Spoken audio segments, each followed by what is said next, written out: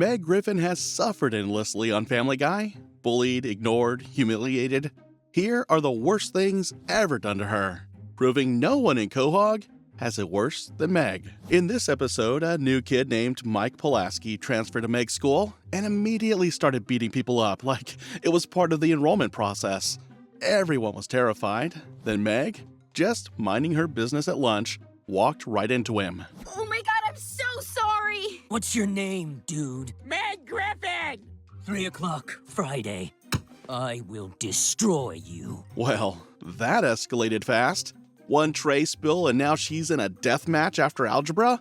Meg tried every possible way to escape the fight. She begged the school, wasted all her allowance hiring someone to handle him.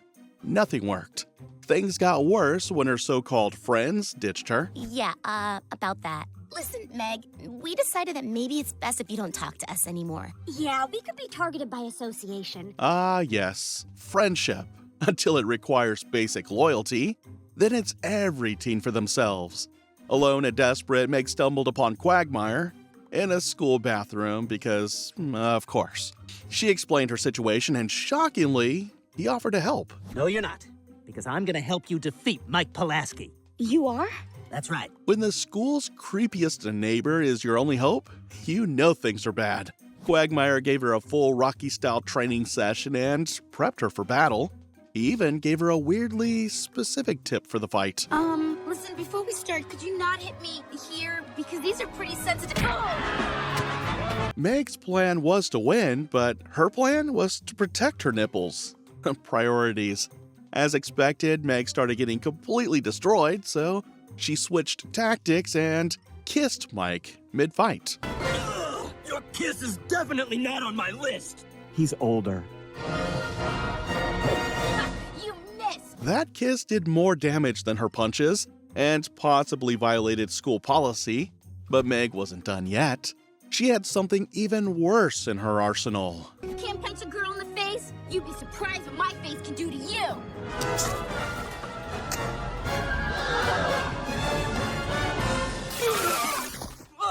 What's your problem, dude? You've got major issues. She weaponized pure cringe.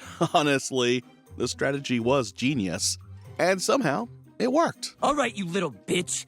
It's time to end this thing. Yeah, it is.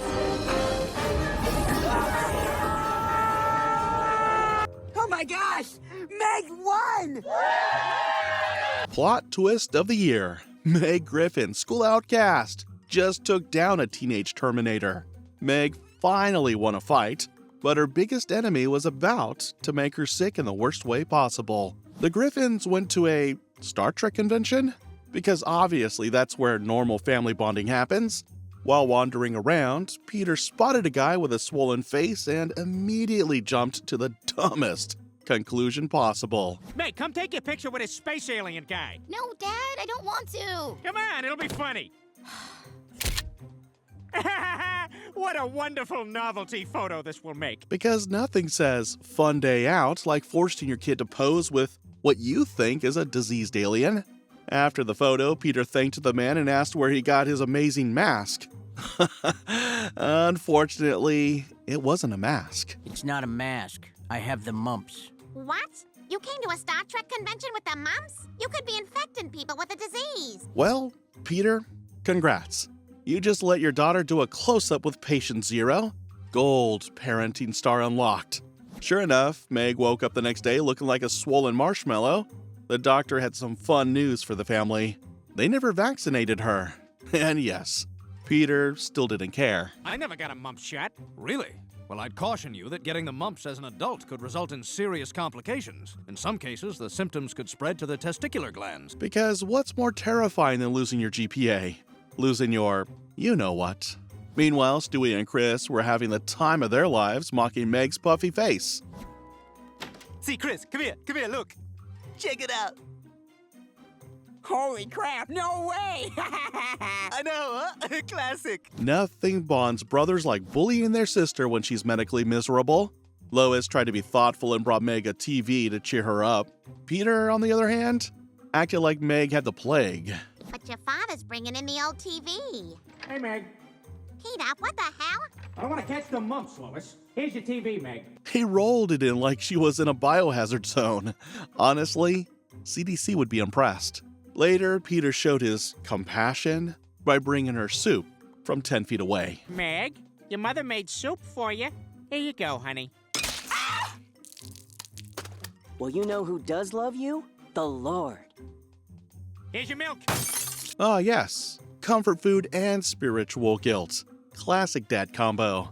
But when Meg finally recovered, Peter's only concern was that he'd already spent her college fund. Damn. Chris, do Daddy a favor.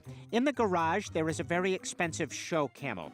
Please return him to the bazaar for a refund. Peter Griffin, proving every day that he's not ready for kids. Or camels.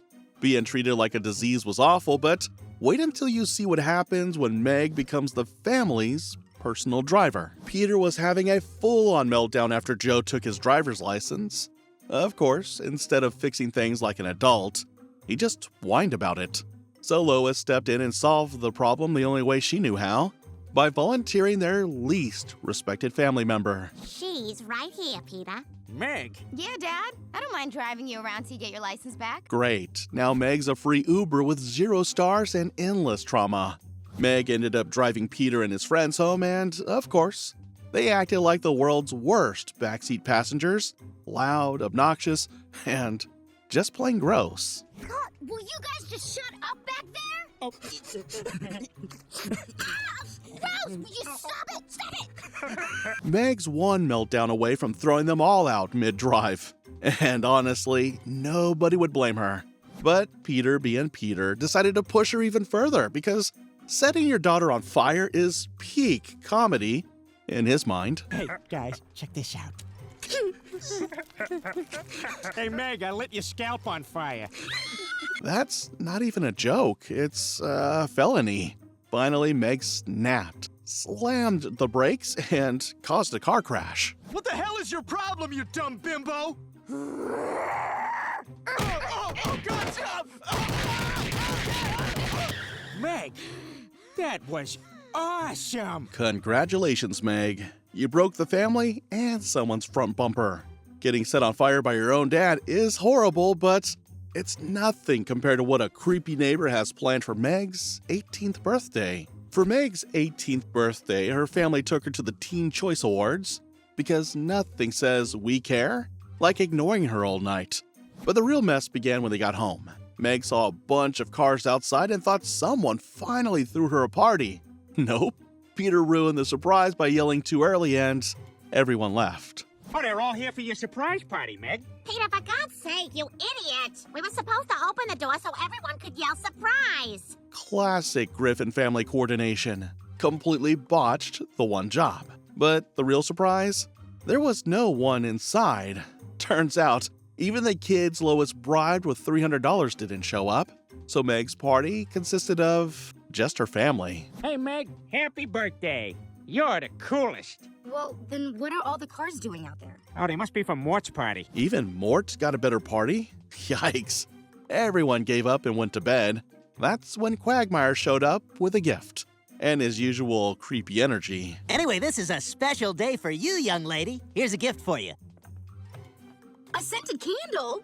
As a girl, I love this. That was originally $30. A scented candle. The official gift of, I don't know anything about you, but I'm still trying to get in your pants. And then came the part no one wanted to hear. Especially not from a grown man in a Hawaiian shirt. Hey, welcome to the adult club, huh? And you know what? You got another member right next door if you ever want to talk and stuff. Now that you're legal, I'm morally worse than usual. Ugh. Peter saw right through Quagmire's intentions and kicked him out immediately. But that didn't stop Meg. She started texting Quagmire like it was her job. The next evening, she was already heading out for a date with him. Okay, you two have fun on your date. What? Drive carefully, we'll see you later. Lois, you out of your mind? We can't let Quagmire take Meg out on a date. That guy'll bang anything. Lois, completely unbothered. Peter, in full crisis mode. Brian and Stewie, also screaming internally. After a few failed attempts to stop him, Peter broke down and said what every father eventually says when his daughter starts dating creeps. Oh! Oh my God! I don't want this to happen to you, Meg. I don't want you to turn into a hilarious photograph. A dad's love, wrapped in comedy and fear. But Meg still went to Quagmire's creepy farmhouse. While Quagmire was gearing up for his big move, Meg just thought they were hanging out. What is going on over here? We taking our shirts off now? Okay, follow the leader. Meg, painfully unaware. Quagmire, predictably gross. And Peter, probably on his way with a shotgun. Meg escaped one predator, but her next dating choice would involve handcuffs and a very different kind of danger. Meg has always been the family's forgotten child, but it's not just at home. School isn't any better. Everyone ignores her like she's invisible unless they need someone to mock. Still, Meg had hope. She decided to try out for the cheerleading squad, thinking maybe this time things would be different. I'm here to try for cheerleading. Peter Rabbit would be wise to stay out of Mr. McGregor's garden. Why don't you try the Flag Girl Squad? Translation: you can't sit with us, but you can wave something from a distance. So Meg joined the Flag Girls, a squad even less respected than the chess club. But she wasn't ready to give up. She tried again to talk to the popular cheerleaders, hoping to find common ground. Bad move. Uncool people are like animals. Hey, you want to go feed the science club after school? They didn't just ignore her, they basically called her a zoo animal. Even though Meg was killing it on the flag routine, her moment was ruined by flying pizza. Yep, the mean girls literally pelted her with greasy slices mid-performance. Meg was devastated and didn't want to face school again. Honey, you can't let those awful kids get to you. Oh, they won't, because I'm never going back to that school again. Honestly, fair. Most people would tap out after being turned into a human pizza box. Later, Meg got invited to a cool girl party and Lois encouraged her to get revenge. But Meg, ever the hopeful outcast, changed her mind. I changed my mind. I'm not doing it. These people are my friends now. After they pelted you with meat? Did you forget how the neighbor kids chased after you and tried to sprinkle you with fixins? Lois is like, girl, they literally made you a sandwich. At the party, they played the closet kissing game. Meg's turn came and everyone acted excited. But when the door opened, surprise, it wasn't a cute boy. It was a pig. A literal pig. I don't know who should be more humiliated, Meg or the pig. She's such a dork. I think I feel worse for the pig. Meg didn't just get rejected, she got livestocked. Welcome to high school. High school bullies are cruel, but they're nothing compared to what happens when Meg starts dating someone behind bars. Turns out, Peter dragged Meg to a prison. Why? Because Meg had a little secret and it wasn't about bad grades or weird hobbies. Nope. Meg was dating someone behind bars. Hi, Meg. Hi, Luke.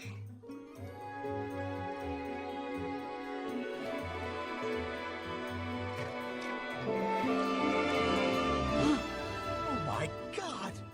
Meg's dating a convict. Even for Meg, this is a new low, and that's saying something. Brian and Stewie had followed Meg out of curiosity, but what they saw at the prison window nearly made their cartoon eyes pop out. I know, I'm sorry, Luke. It's just so hard to get over here without anybody finding out. Have you gotten all the letters and hair that I've sent? Did she just say hair? Meg's version of romance sounds like a horror movie subplot. Later that night, while Meg sobbed into her pillow like every bad YA novel protagonist, she heard a knock at her window. Surprise, her convict boyfriend had escaped and come for her. What are you doing here? I escaped, Meg. I escaped because I just couldn't bear another second away from you. Because every great love story ends with a police chase and a criminal record. Brian went to apologize to Meg, but walked in on an actual fugitive sitting in her room. Not the apology visit he was expecting. He broke out to see me, Brian. We're in love. Meg, are you crazy? You can't harbor a fugitive. That's a felony. Brian's face screamed, I have regrets. And honestly, same. Peter, finally aware of the situation, called Joe the cop. The result? Luke got arrested right there in the bedroom. Meg tried to go full Romeo and Juliet mode. Well, if you're taking him to jail, you have to take me too. I know, that's the plan. You're under arrest for harboring an escaped convict. Meg really thought this was a Disney movie. The handcuffs said otherwise. 3 months passed. The family finally prepared to welcome Meg home. Lois assumed Meg would be sweet, gentle, and grateful. I'm home. You're all my bitches now. Okay. Meg, you look so different. Prison Meg entered the chat, and she did not come back to play board games. Meg's first move? Walk up to Peter and deck him in the face. Hard. And that was her new love language. My house now, bitch. Now who's the funniest? I know my way around a joke. For God's sake, Dad, have some humility. It'll save your life. Finally, someone told Peter what we've all been yelling at the screen for years. Lois tried to drop off Meg's laundry, but got greeted by something much, much worse. It's my poop bucket. What the hell? I'm used to going to the bathroom in my room. That's disgusting. Prison life changed Meg, and not in a good way. Now she's living like a raccoon with a parole violation. Things got worse. Meg was suspended from school for punching kids. The family was now officially scared of her, and honestly, they should be. You fatso, punch your baby in the face. I did good, Meg. Shut up. When even Stewie's scared, you know it's gone too far. Prison Meg was scary, but her tough act wouldn't last. Soon she'd be desperate enough to let anyone change her appearance. Meg sat crying in the kitchen while Stewie silently judged her, getting rejected by her crush. Lois walked in and tried to lift her mood by suggesting she show off her butt and tight jeans. Yep, parenting. Tomorrow, you and I are gonna go out and get you some brand new outfits. Maybe a pair of those lowrider jeans that'll show off your cute butt, huh? Really? Wow, thanks, Mom. Because nothing says mother-daughter bonding like shopping for pants that ride dangerously low. Lois dragged Meg to a makeover place, and since she looked like a background nerd, they gave her the full glam treatment for free. When she got home, even Peter didn't recognize her. Peter, this is Meg. Oh. I got a makeover, Dad. Don't I look great? Oh, Meg, honey, I always thought you were beautiful just the way. Peter paused because he almost said something nice, but his brain short-circuited halfway. With her new look, Meg went back to school like a movie montage. The same cool boy who ghosted her now magically found her interesting. Now that you're attractive, how about we go out sometime? Gosh, I'd love to. Great, I'll pick you up whenever I feel like it. Ah yes, true love, built entirely on lip gloss and shallow compliments. Meg got some serious attitude after getting a makeover. Lois had enough. She finally snapped and called Meg out for turning into a total diva ever since her new look. Meg, of course, acted like the makeover made her queen of the world. You know, ever since you got that makeover, you've developed a terrible attitude. And all the success with the family band is only making it worse. The family band? You know, maybe you haven't noticed, Lois, but I am the band. Meg said, I am the band, like she was Beyonce. Girl, calm down. Lois had been begging Peter to keep Meg in check, but he just ignored her like always. And where did that lead? To Meg hooking up with Jimmy Fallon on live TV. Yep. Are you telling me that my daughter was deflowered in front of 1.5 times the Mad TV audience? Oh, my poor baby. Peter's priorities. Angry at the TV ratings, not the situation. Classic. Fame made Meg cruel, but karma was coming. Her next date would literally steal her organs. It was Valentine's Day. Meg came downstairs all dressed up, clearly hoping someone would finally notice her. So Brian asked if she had any date. Meg excitedly tells him. Yeah, I totally hit it off with this great guy on the internet, and we're finally gonna meet. Okay, remember to ask questions about him. Seem interested. Listen. Giggle. She's given herself tips like she's ever had a real conversation that didn't involve rejection. As she opens the door, she was impressed and tells him that he looks exactly like the picture. But he didn't compliment back. You don't look anything like yours. Yeah, that's a candid from a summer job I had. Well, you're much prettier in person. He called her a liar, then tried to be nice.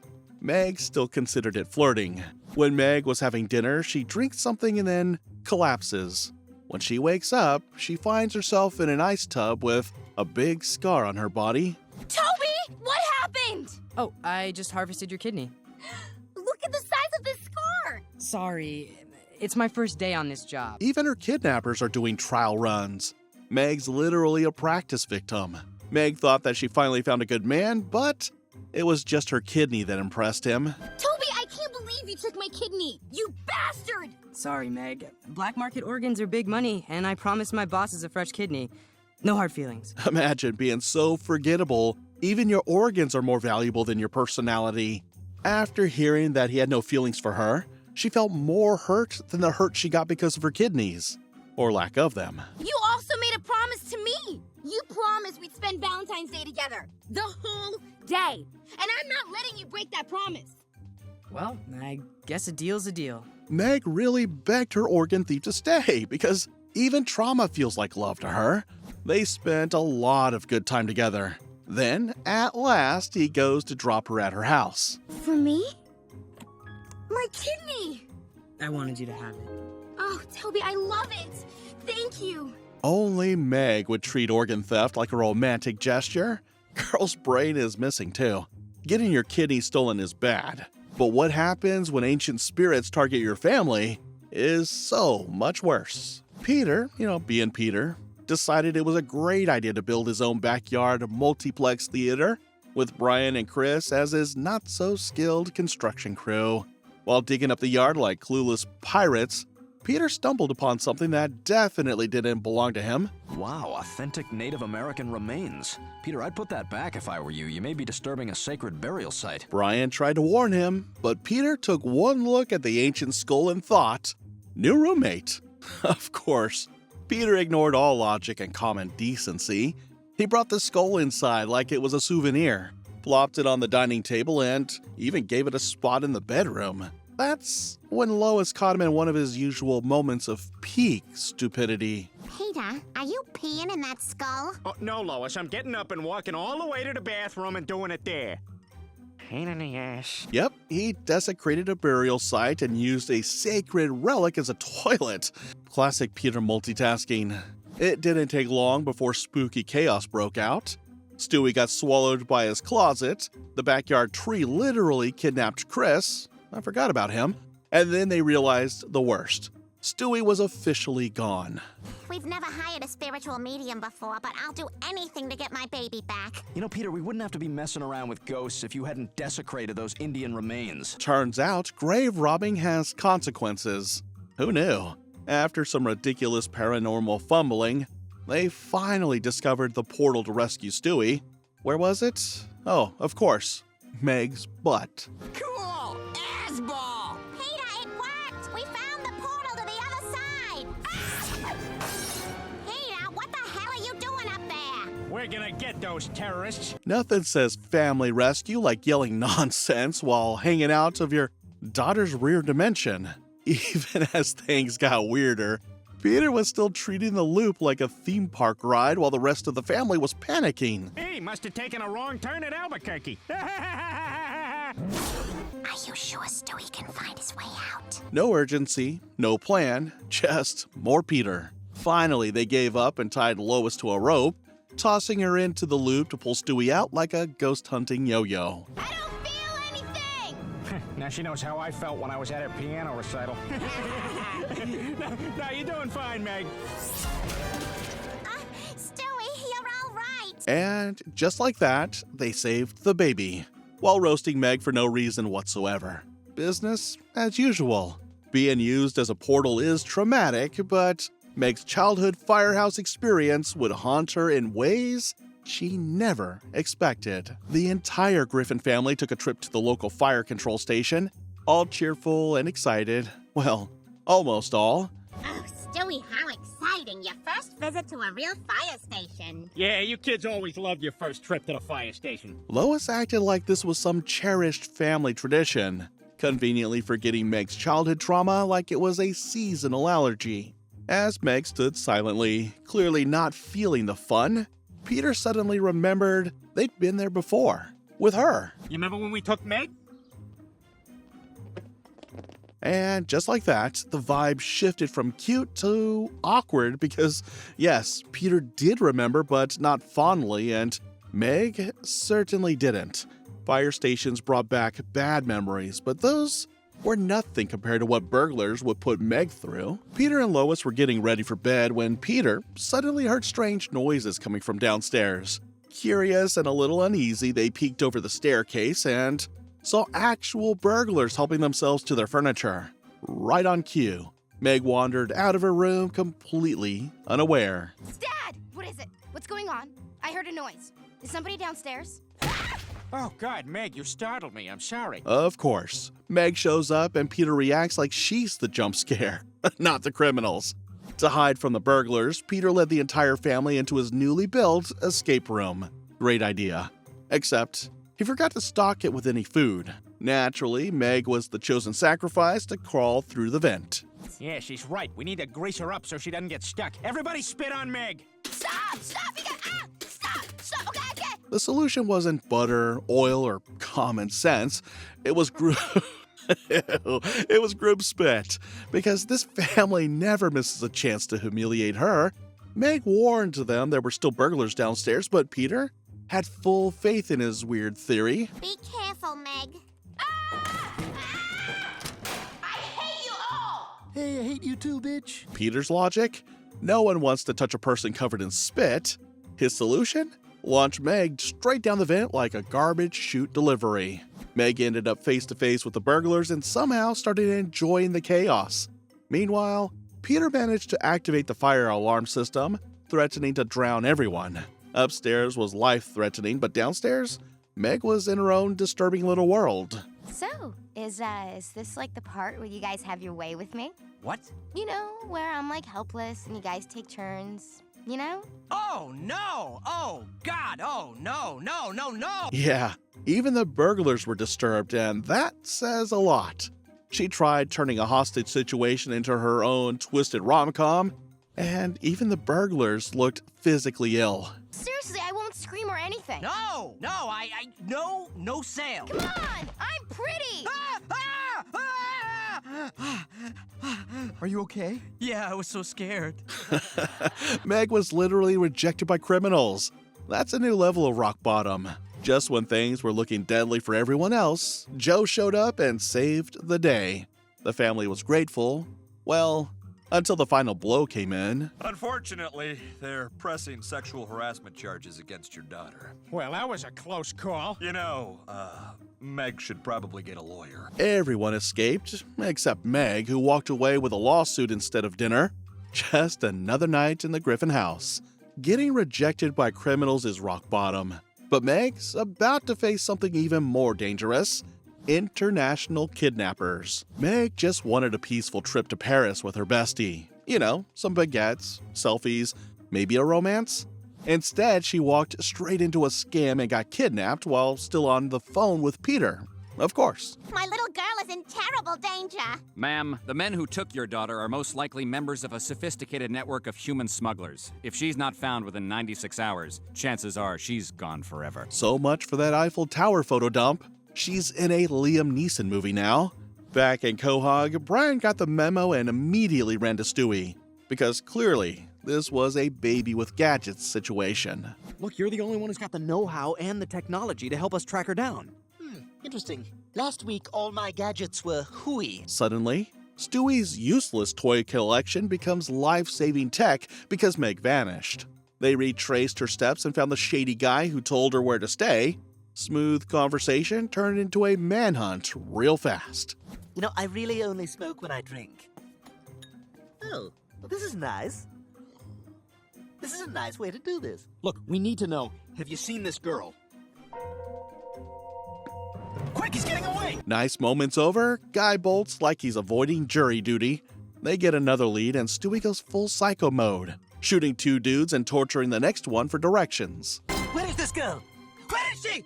We keep girls upstairs. That went from spy thriller to war crime in 5 seconds. But hey, it's Meg we're talking about. Turns out Meg was already lined up to be sold off because, of course she was. Oh my God, Meg! Wonder what music they're gonna use for her.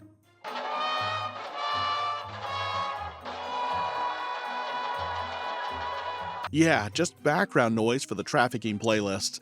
Totally normal rescue mission. Meg ends up on some rich guy's yacht. Brian turns into an action hero and starts blasting guards left and right. Let me go, you fat bastard! I will never be your sex slave! You misunderstand. I did not buy you to be my slave. I bought you for my son, and not to be his slave, but to be his wife. Right, because forced marriage is so much better than slavery. Thanks for clearing that up, creepy yacht guy. Just when Meg thought her life had finally turned around, that she landed a handsome straight prince who wanted to marry her, reality came crashing down. And by reality, we mean Stewie. No! Stewie? Hi, Meg. Her romantic fantasy died instantly, and Stewie showed up like a walking buzzkill, ruining the one decent storyline she ever had. The shock was so intense that Meg completely blacked out. Next thing she knew, she was waking up in a hospital bed, confused and emotionally bruised. At this point, even she wasn't sure what was real anymore. Oh, honey, we are so glad to have you back. But you really don't remember anything? Not really, Mom. I mean, one minute I was being proposed to by a handsome Arabian prince, and the next thing I know, I'm waking up in a French hospital. Meg processed the entire disaster as if it were just a strange dream. Too bad it was probably the closest she'll ever get to a happy ending. Meg survived human trafficking, but her next near-death experience would happen right at home. It was pouring in Quahog, and the Griffins were trapped inside their house. As the rain kept coming, their home slowly started to flood. Lois was trying to keep everyone calm and safe, like always. Peter, meanwhile, was having a breakdown for his beer. Meg, you're a good swimmer. Go get it. What? But Dad! And for God's sake, do not be afraid to make me a sandwich while you're in there. Meg could literally drown, but yeah, let's prioritize a floating six-pack and a sandwich she'll never get thanked for. Meg dove into the flooded kitchen anyway, because saying no in this family gets you more trouble. Her shirt got stuck underwater and time kept ticking. Lois told Peter to go look for her since she'd been gone too long. Go get her!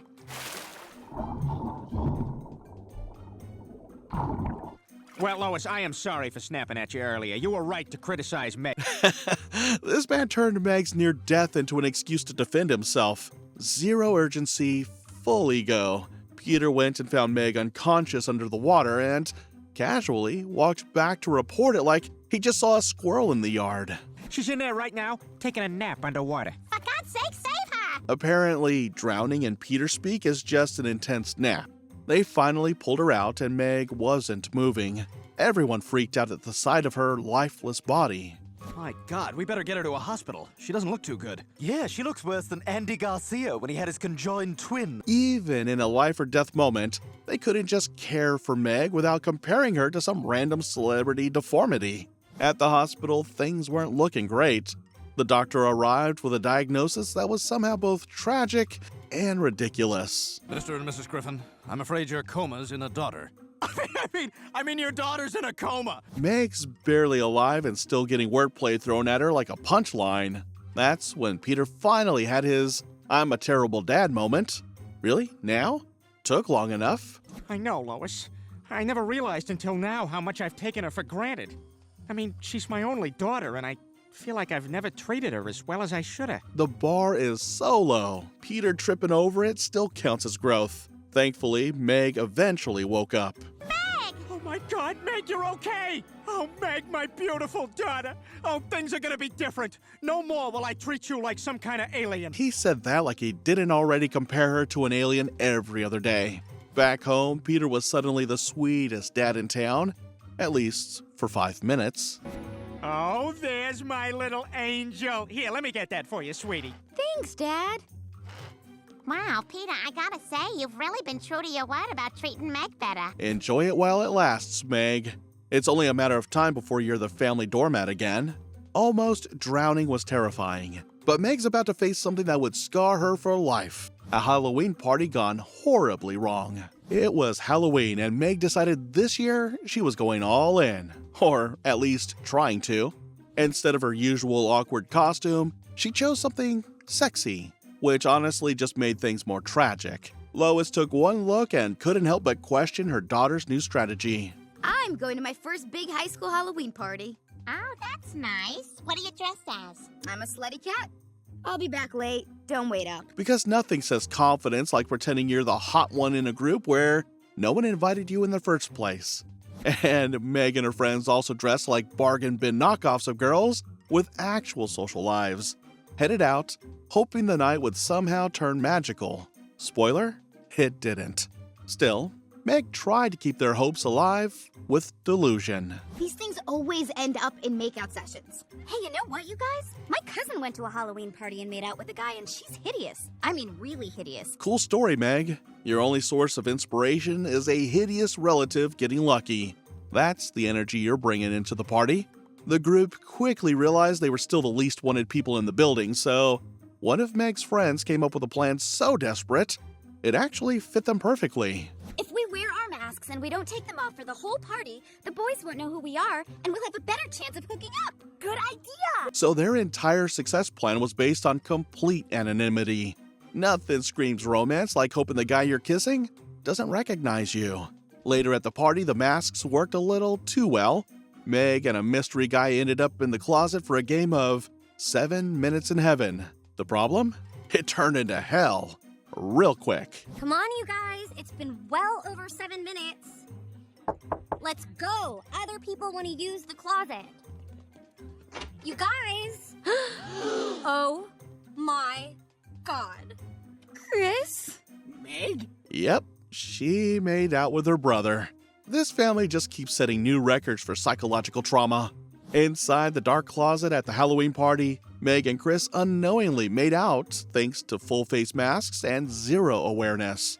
The crowd outside started knocking, and when the door opened, reality hit like a truck. What are you doing here? Trying to grab some boo! From your sister! I didn't know it was you! Well, who did you think it was? Some bitch who cares! That's not just a party foul. That's a lifelong trauma wrapped in dollar store costumes. As they processed what just happened, things somehow got worse. Oh my God! Oh, we did so much! Shut up, shut up, shut up! We're disgusting! We're a disgrace to our family! Their panic didn't even sound exaggerated. It was fully deserved. 2 siblings accidentally making out? Making out with your brother is traumatic, but what happens when your own mother steals your boyfriend will destroy you completely. Meg was sitting on the couch with her boyfriend, just watching TV like a normal teen. Everything was calm until Peter walked in and saw them together. Lois, get in here! Meg's boyfriend. But there's nothing wrong with him. Peter expected a monster, not a regular human. He shocked Meg found someone normal. Right then, Chris walked in needing something from Lois, but they shushed him quickly. Peter didn't waste time. He ran to call someone. Quagmire, get over here. You gotta see this.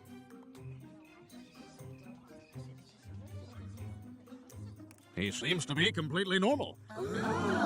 This family acts like Meg dating someone decent is breaking news.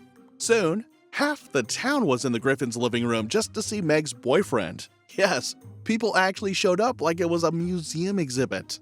They even brought in a doctor to check if the guy was real. I think Anthony wants some time alone with Meg. Who doesn't want some time alone with Meg these days? And suddenly, everyone's pretending Meg is popular now. Sure, Peter and Lois acted like the nicest parents in the world, smiling, sweet, polite, total lies. They said goodnight and went upstairs, trying not to ruin Meg's moment. Do you think your parents liked me? Yeah. Can we make out now? Oh, I forgot my...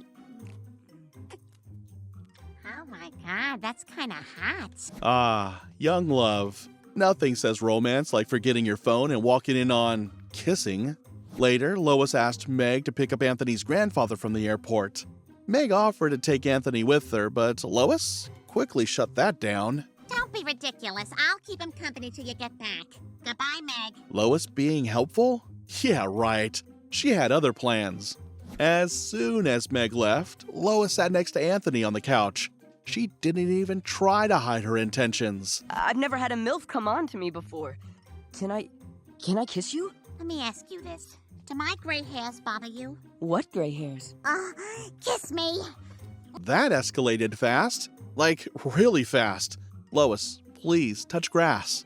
They started kissing on the couch right when Meg came back because she forgot her keys. Mom, I forgot my keys. Do you know where... Rape? That's one way to walk into trauma. Poor Meg didn't deserve this horror show. The next day, Lois came into Meg's room pretending to be sad and sorry. Like a little apology would fix what she did. I don't know, sweetheart, but I am so sorry. It was an awful thing that I did. I never meant to steal him from you. And somehow, Lois made cheating with her daughter's boyfriend sound like a tiny mistake. That's how Lois stole her daughter's boyfriend and called it a tiny mistake.